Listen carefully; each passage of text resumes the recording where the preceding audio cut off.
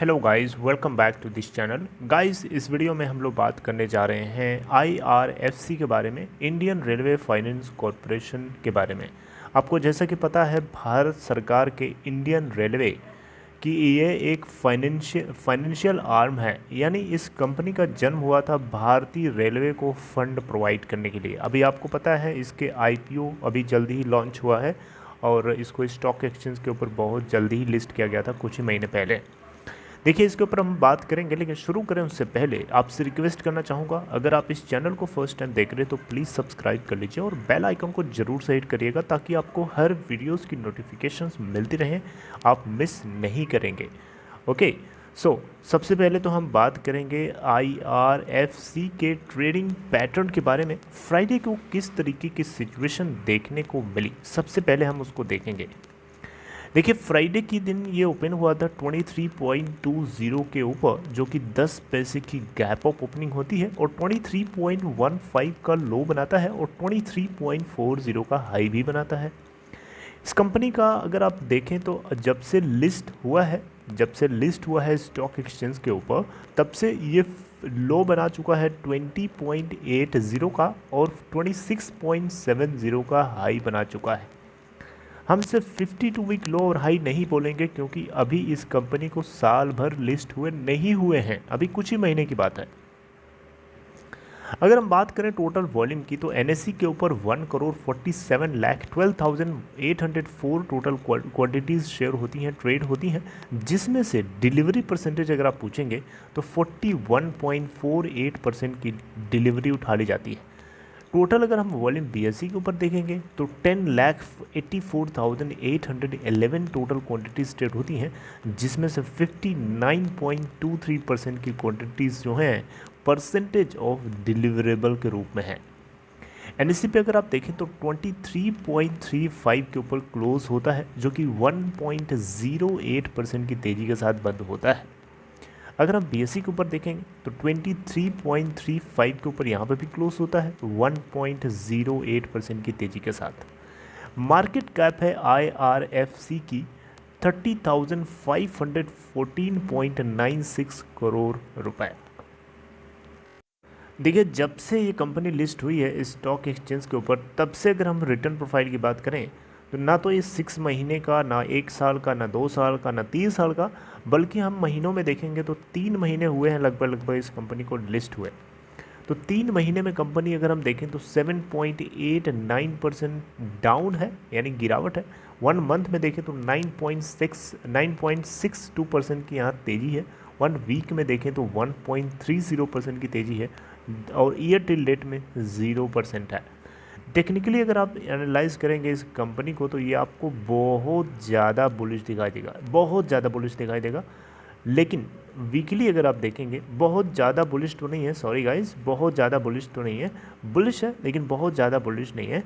Weekly basis पे अगर आप चेक करेंगे तो बहुत ज़्यादा ये आपको न्यूट्रल दिखाई देगा, मंथली बेसिस पे बेरिश दिखाई देगा। आपको बताया था मैंने, आपको याद होगा, कंपनी ने दिसंबर 2020 यानी क्वार्टर थर्ड के अर्निंग्स को जब पोस्ट किया था, बहुत ही धमाकेदार खबर थी, बहुत ही धमाकेदार प्रॉफिट के साथ लेके आई थी कंपनी। 1046 करोड़ का नेट प्रॉफिट बुक किया था, यानी PAT, profit after tax. Total sales का डेटा था 3,932 करोड़ रुपए का। अगर हम नेट प्रॉफिट को कंपेयर करेंगे क्वार्टर 2 से, यानी सितंबर 2020 के क्वार्टर से, 995 करोड़ का था, और आप देख सकते हैं इस बार सीधे सीधे 51 करोड़ ज़्यादा है। अच्छी खबर है। इसी के चलते इस कंपनी ने शेयर होल्डर्स को, जो एग्जिस्टिंग शेयर होल्डर्स थे, यानी जो नए नए शेयर होल्डर्स थे, जिन लोगों ने ऑफर फॉर सेल के माध्यम से, आईपीओ के माध्यम से जिन लोगों ने ख़रीदा था इसके अंदर शेयर्स, जिन्होंने होल्ड किया था, उन लोगों को कंपनी ने, देखिएगा यहाँ पे डिविडेंड भी पे किया था। और डिविडेंड आप देख सकते हैं यहाँ पे 13 फरवरी 2021, 13 फेब 2021 को क्वार्टरली रिजल्ट के साथ डिविडेंड भी अनाउंस किया था कंपनी ने। और हाल ही में अभी कुछ ही दिन पहले 19 मई 2021 को, यानी आप देख सकते हैं अभी से कुछ दिन पहले, 2-3 दिन पहले की बात है, कंपनी के अंदर एक मीटिंग हुई है। इस मीटिंग का क्या एजेंडा था, वही तो हमारा आज का सब्जेक्टिव है, आज का ऑब्जेक्टिव है, उसी को हम डिस्कस करने वाले हैं। आइए जानते हैं। देखिए, कोई भी बिज़नेस हो उसको चलाने के लिए, उसको कंडक्ट कराने के लिए फ़ंड की बहुत ही स्ट्रॉन्ग नीड होती है। और आपको पता है ये आईआरएफसी का क्या काम है? आईआरएफसी का जन्म किस लिए हुआ?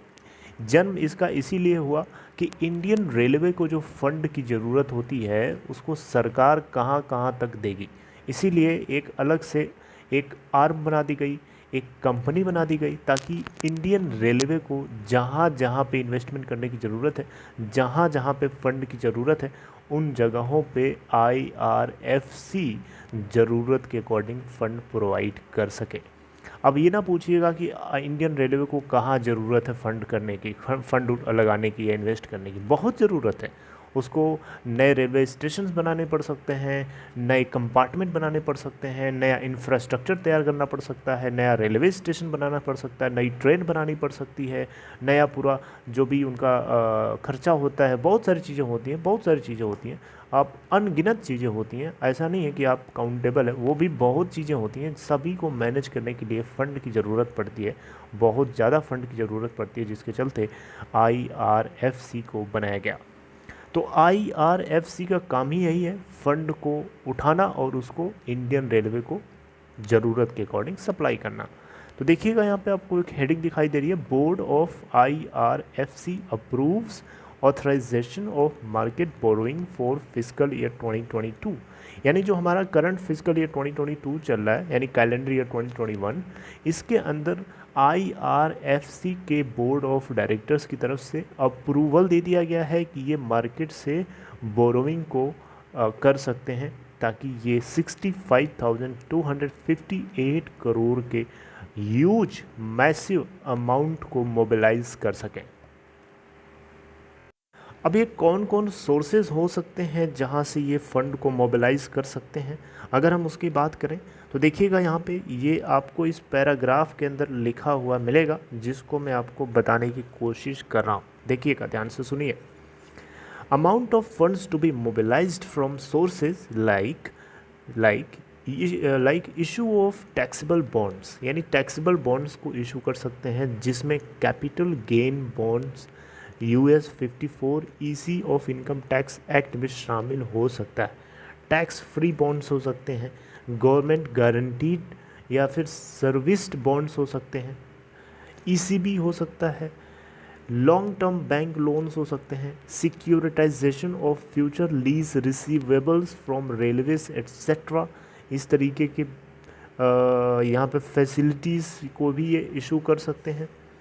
और फिजिकल ईयर 2022 के अंदर अगर हम देखें तो कंपनी की तरफ से ये बताया गया है कि 65,258 करोड़ रुपए से एक्सीड नहीं करेगा इनकी मोबिलाइजेशन कैपेसिटी, यानी इनका जो मोबिलाइजेशन टारगेट है 65,258 करोड़ रुपए तक का है, यानी उससे कम चलेगा, उससे ज़्यादा नहीं होगा, ऐसा यहाँ पे बताया गया है। और यहाँ पे फर्दर इन्फॉर्म किया गया है कि बोरोइंग के टारगेट को मीट करने के लिए जो MOR की तरफ से मैंडेटरी बनाया गया है, कंपनी जो है उसको रेगुलर इंटरवल्स के आधार पर फंड्स को रेस करने की कोशिश करेगी।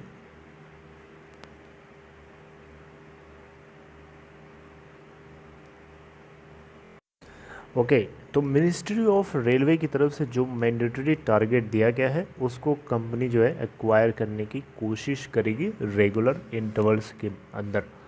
Okay, so this is all in this video. I hope कि आपको ये इन्फॉर्मेशन अच्छी लगी। अगर आपको ये कंटेंट अच्छा लगा, if you like this content, please give a thumbs up to encourage this content, and if you are interested to open demat account और trading account, if in case you are interested to stock market and you are new, there is a link dropped in description box of this video.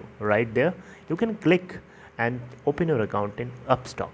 Okay guys, see you next time. Take care.